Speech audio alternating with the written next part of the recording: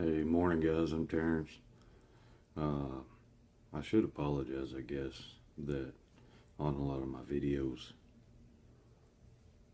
okay, all of them, I don't get too, uh, excited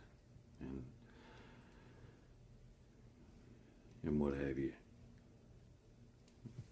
I should, I guess, being that, I only played and, had everything I could do and gave everything I had to sports in general, basketball and baseball more specifically, but for the better part of, I don't know,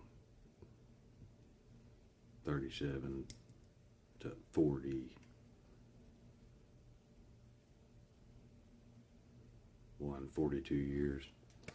Um, but I was just going to talk Fever Storm game last night a little bit, not a whole lot. It's a good team win. Again, almost blew it. I don't know how we keep going from, having the game kind of well in hand um, to it coming down to the wire like that. I mean, they had what, 4 or 5, open, which should have been fairly easy and makeable, 3-point shots to tie the game there late, and then who knows what happens. Fortunately for us, teams haven't been doing that. They did early in the season, and of course last year, early in the season, there again, we started learning how to close out games and, knock down our free throws when we had to, I guess the problem will be, not the problem will be, but, there's always things a player, a team, even coaches and their staff can work on, to do better, to get better. Because, there's no such thing in any world, in any, doesn't matter what you do for a living, right? There's no such thing as knowing it all. If you think you know it all, you should probably go ahead and retire, go to the house. You know what I mean? That probably means you have enough money saved up, but you don't need it. You don't have to work. To me, this and making videos for you guys isn't work. It's a hobby, if you want to say that. For me, there again, it's just, I guess, love of the game. I don't do it for, for clicks or for likes or any other reason, really. Hence, I haven't wasted my time giving you a like or subscribe button. And, whatever. If you like the videos, good. If you don't, go watch another one. I don't know. Like I say, I just not want to get too, too super excited. Just say if we win, and too, down the dumps if we lose. Yes, obviously, I'm a Fever. More probably, not probably, it's a fact. CC fan, right? I already told you if she went to the, it's not a real thing, but if she went to the Antarctic penguin foxes, then I'd be a massive fan. I would try to find out everything I could about their organization, how it operates, who calls the shots. But it's good that we've been able to rack up wins while Caitlin Clark's been, recovering. I know she doesn't like it. None of us at 23 wanted to be, taken out of a game or not playing, because of injury or something like that. So I understand. It's hard, but she'll hopefully learn and come back even better. As far as stats go, Uh, you know, there's nothing really stands out. As far as what we may or may not have done exceptionally well, when you, as a team, don't score 80 points. You just didn't play as bad as the other team did. I mean, it's just facts. I mean, I don't, you're talking about professional basketball, and you're throwing up high school basketball numbers. You had Kelsey Mitchell, I didn't even have, I don't know, did she have 10 points? I don't think she did, but anyway, 0 for 8 from 3. You got Mary McDonald 0 for 5. You got Sophie Cunningham 4 for 5, 17 points, and she didn't touch the ball when Seattle's making their run. They're late in the game, so those are obviously coaching decisions. Now, if you remember a video, it's probably several ago. I don't remember exactly now, but Stephanie White had thrown the players under the bus basically and said, of course it was a game CC was out, but I think it was when they played the Liberty, and they were like, and she said, yeah, when they went on the 18-3 run, I thought, who lets a team go on a damn 18-3 run and don't call a timeout as a coach? I mean, shit, as a player, I'm going to call a timeout and be like, we're all over the fucking place. Hold on. So, but did you hear her, say, it was my fault when they were not run. I probably should have used, a few timeouts or what have you. But, this ain't, if you said old school, I'm old, whatever. It is what it is, right? Singular wireless back in the day, you know what I'm saying? You get no rollover minutes. You can't take those timeouts with you to the next game. You just take them to the house. And then whine at the post-game presser that, well, yeah, when they went on an 18-3 run, shit. I mean, come on. So, without saying, you screwed up pretty good.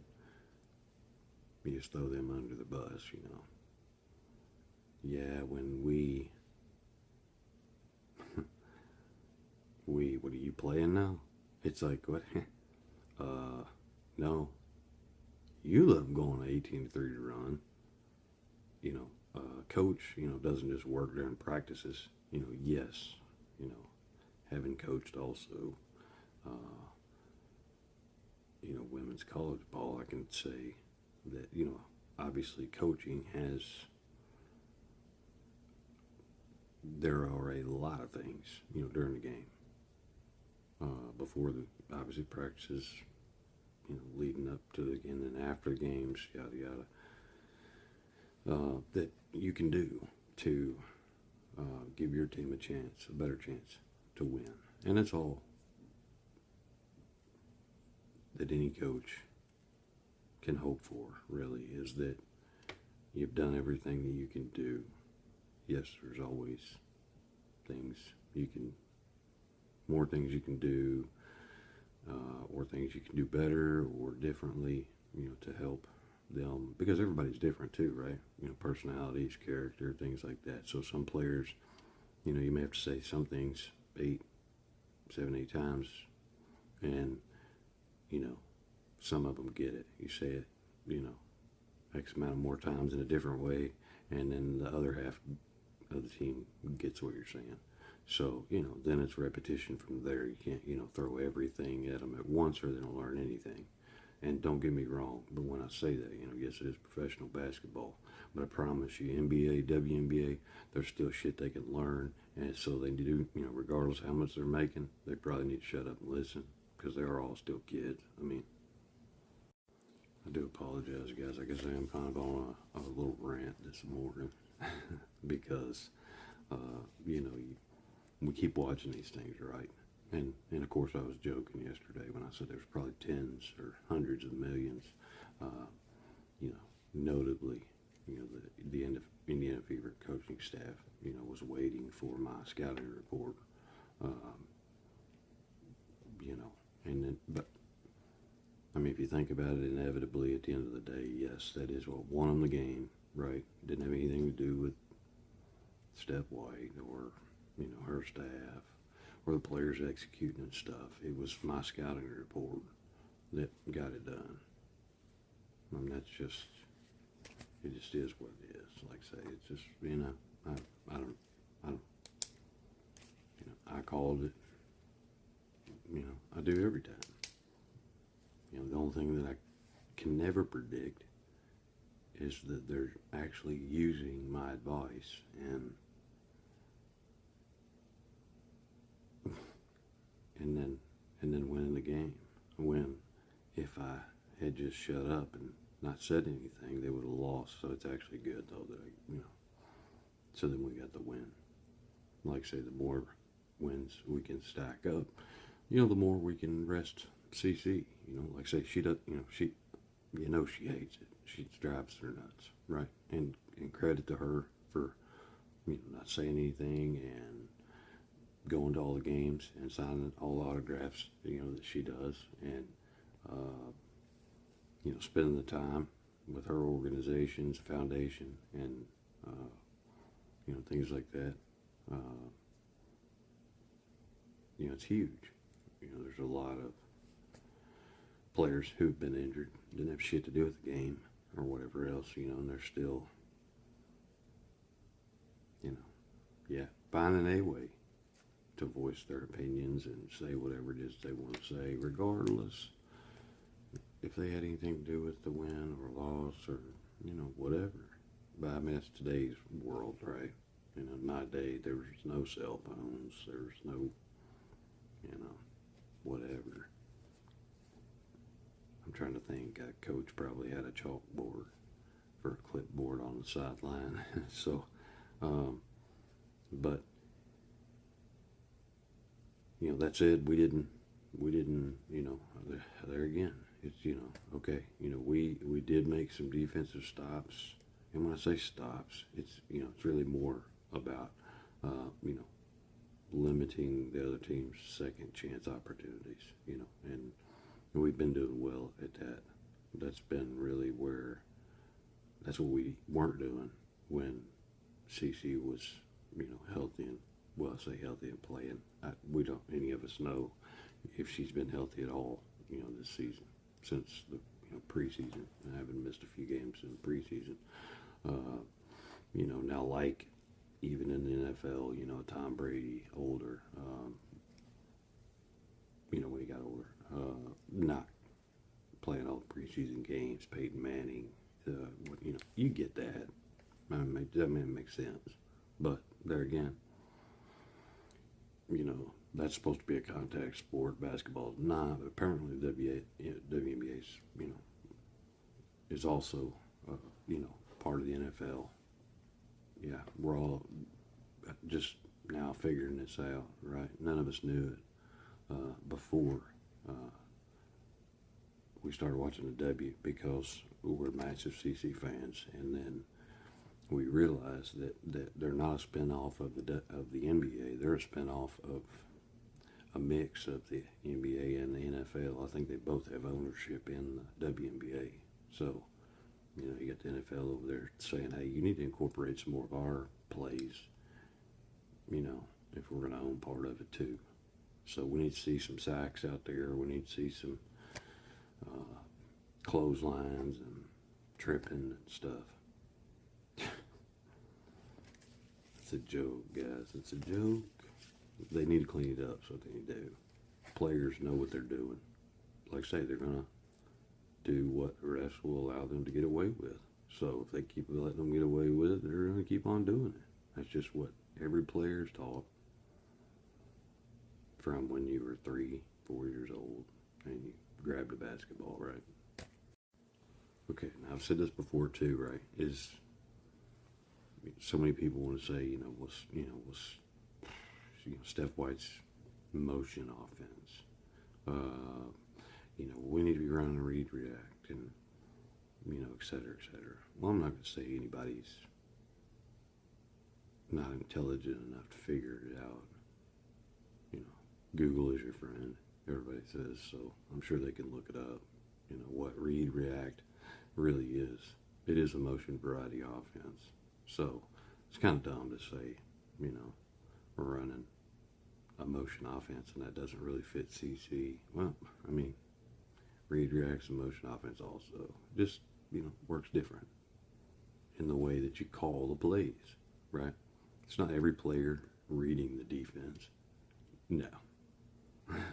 It's one player. If you're lucky, some teams, will have 2 or 3 on the floor that can, do the same. So, maybe at different times, but, for, until the next time out or the next quarter, whenever they decide, that's the beauty of it all is, and of coaching is, is you can decide who, and I say you can decide, and so many times I've said that, Steph White doesn't have any say in, how much playing time Caitlin Clark gets or who the ball goes through and things of that nature. Well, at the end of the day, she really doesn't, because, it's, when I say, she really doesn't, I just mean, if she kept doing what she was doing and you're not, you don't post better than a 20-20 and a first round playoff, making it to the second, at least second round, doing better than we did, then it's a failure. So, you got to go. It's just, like I said, that's just the way it is. And of course, that's the biggest difference in any sport and in Division I, Division II, Division III, NAIA, and all the other different leagues is Division I is win and win now, and if you don't, we'll find somebody that will. Same with the players. Of course, a lot of that's changed with the transfer portal and NIL and Unrivaled has somehow, the WNBA hasn't shut that down yet, or at least shut down this idea that Unrivaled has, that they're going to start sponsoring NIL deals, because that would be absolutely insane. But